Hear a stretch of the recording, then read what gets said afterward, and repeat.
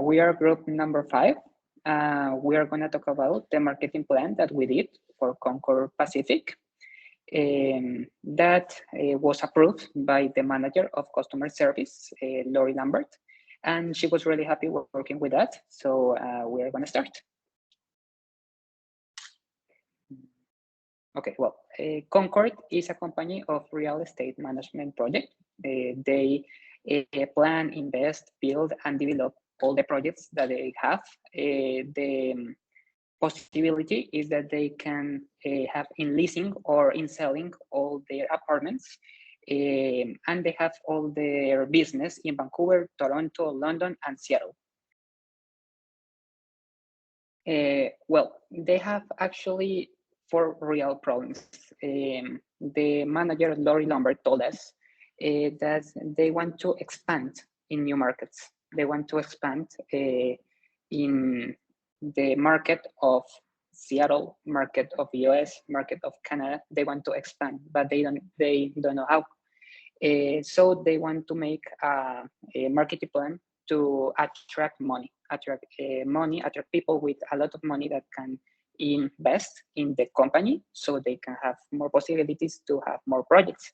Actually, there is another problem with the project that they had, because they don't have right now with a profitability projects, because they don't know how to sell for leasings. They don't know how to sell for people, so they don't have like money to expand. That's why they told us to have a better marketing plan.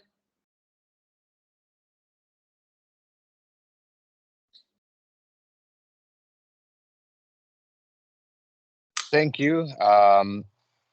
Moving over to the SWOT analysis, as we know,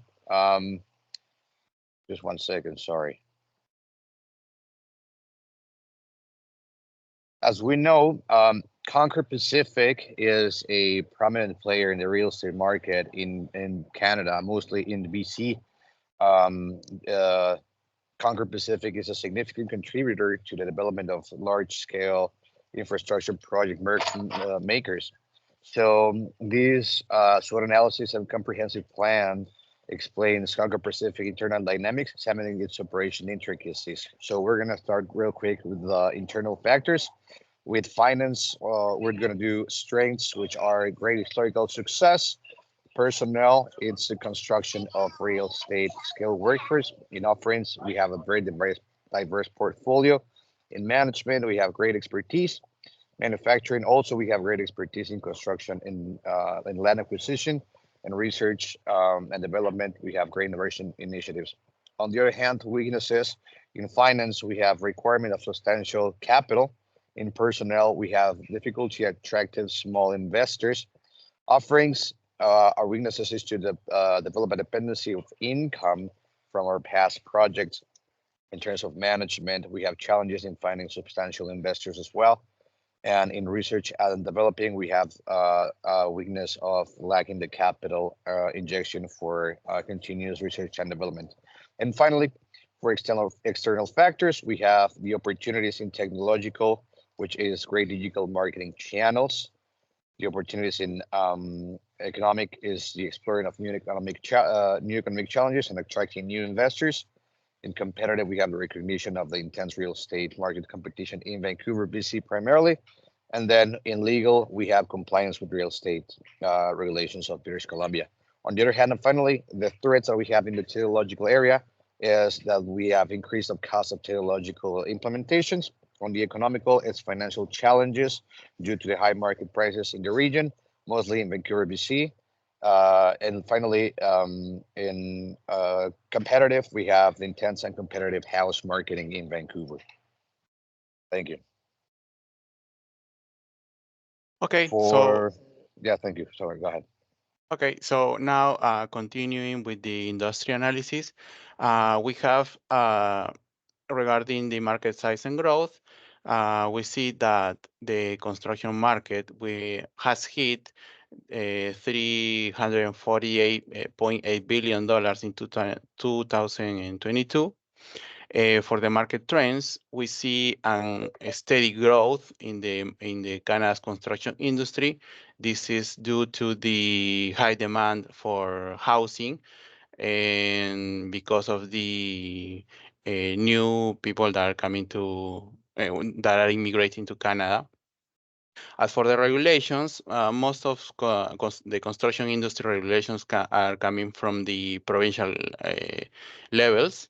So these regulations are often very bureaucratic and demand a lot of permits, and which are also very costly. So these regulations most of times deter the entry of new competitors into the market. As for the technology, we have seen that the construction industry in Canada has shown trends of adopting cutting-edge technologies such as software in building information modeling, artificial intelligence, and even 3D printing, which has increased the efficiency in buildings, in building constructions, minimizing errors, and even adopting some ecological friendly designs, right? So for the customer analysis, we have regarding the customer needs, we found out that the Vancouver population, the urban population is growing, so they are in need for affordable housing. For the customer segmentation, we found that there are a lot of variety regarding the characteristics of the potential customers. So the company must find the right segment to point the developments and the projects they are planning to make. For the customer behavior, we have found that there are patterns of several people buying property and land development. For instance, the company concentrates the understanding that the demand peaks in some parts of the year, right? So understanding these demand patterns will be critical to this marketing plan. For the segmentation, we have in the marketing segmentation, we have that the potential clients would be professional youth that are moving to British Columbia to expand their professional careers. We have newcomers, families too, and retirees. For the psychological segmentation, we found that there are people that are urban enthusiastic, there are environmental lovers that really appreciate um, how green is the British Columbia, and also luxury seekers.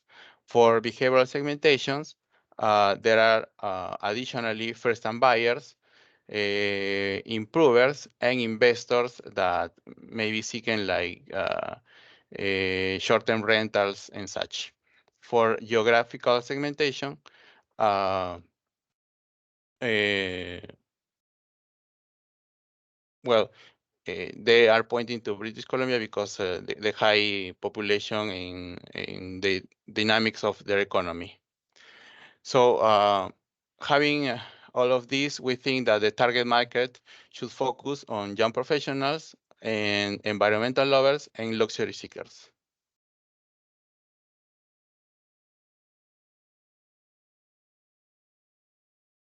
Please, Aki, continue.